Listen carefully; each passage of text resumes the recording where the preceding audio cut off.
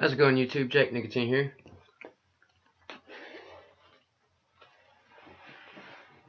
Now, this is a bit of an odd video, but I want to talk about the scars that bind us. So I got scars from my head all the way down to my feet. Some of them have had to be fixed and stitched up by others.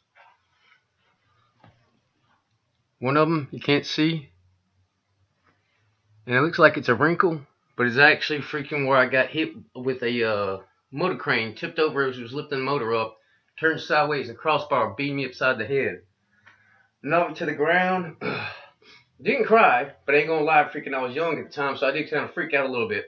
Not because it hurt, but because you just start dripping blood, and I assumed the bone was just crushed.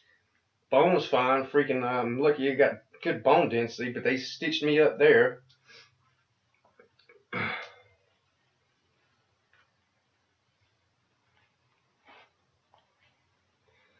This is one of the first ones, but I don't even remember because it happened when I was so young, because I was born dead.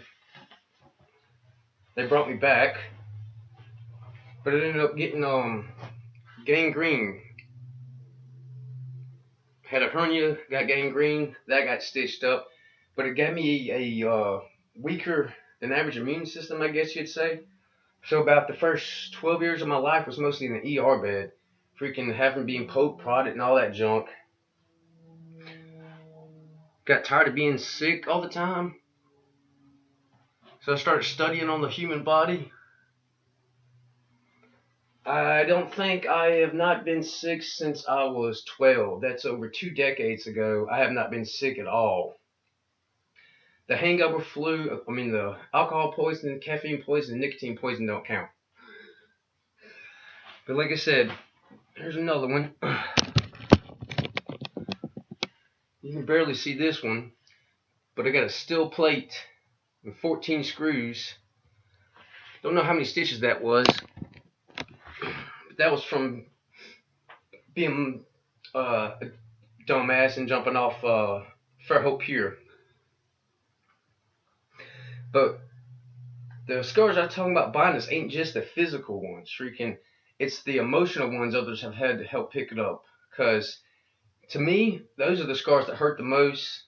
And when I look at my scars, I don't think about how rough the world is or how hard it's been. I think more about that I was lucky enough, someone cared enough to stitch me up, both mentally and physically. Because I used to have scars on my hands that I caused because of some boxing training and a little bit of other mental health issues, I guess you would say.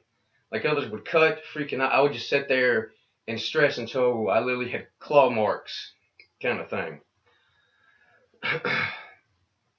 But what I mean by the scars that bind us is other people know this kind of pain, and they still go out and help others.